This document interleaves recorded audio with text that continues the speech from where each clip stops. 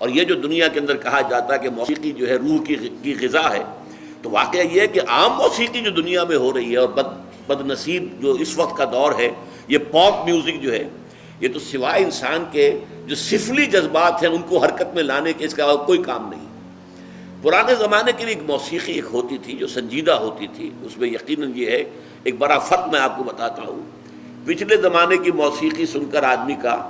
یہ سر جو ہے یہ وجد میں آتا تھا، آدمی جھومتا تھا سر کے وجد کے ساتھ۔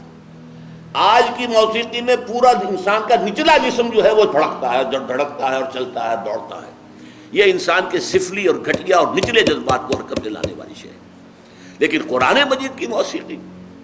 زین القرآن باصواتکم من لم یتغن بالقرآن فلیس منا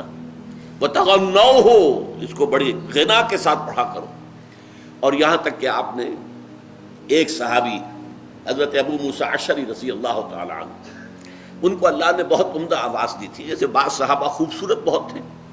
حضرت دحیہ کلبی رضی اللہ تعالی عنہ بہت حسین انسان تھے، چنانچہ حضرت جبرائیل جب انسانی شکل میں آتے تھے تو حضرت دحیہ کی صورت اختیار کر کے آتے تھے، دحیہ کلبی۔ اسی طرح صوت جو ہے، صوتی آہنگ اور اچھی آواز، یہ اللہ تعالیٰ نے حضرت ابو موسیٰ اشعری کو عطا فرمائی تھی۔ تو ایک مرتبہ حضور رات کو گشت پر تھے، آپ نے دیکھا حضرت ابو موسیٰ اشعری کے مکان کے قریب سے، مکان کیا ہوتا تھا، حجرے ہوتے تھے چھوٹے چھوٹے سے، وہاں یہ تھوڑا ہی تھا کہ اب یہ اتنا بڑا باہر کا کمپاؤنڈ ہے، پھر اس کے اندر جو ہے وہ کوئی ڈیوڑی آئے گی، پھر چھوٹے چھوٹے حجرے تھے۔ تو حضور حضرت ابو موسیٰ اشعری کے حجرے کے بعد کھڑے ہو کر قرآن سنتے رہے۔ وہ قرآن پڑھ رہے تھے رات کو تہجد میں، اور جس کیفیت کے ساتھ پڑھ رہے تھے تو حضور کافی دیر تک کھڑے ہو کر سنتے رہے۔ پھر اگلی صبح فجر میں جب ملاقات ہوئی تو حضور نے تحسین فرمائی، یا ابا موسیٰ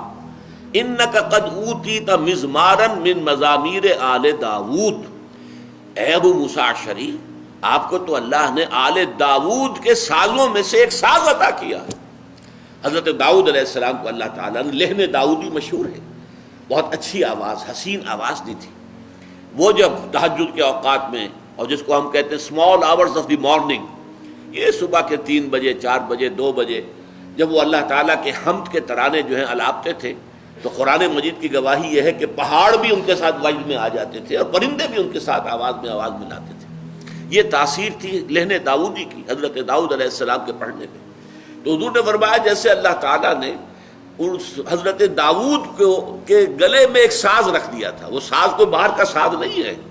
بلکہ وہ گلے کے اندر ساز ہے جو اللہ تعالیٰ نے بہترین آواز دی ہے، خوبصورت آواز دی ہے،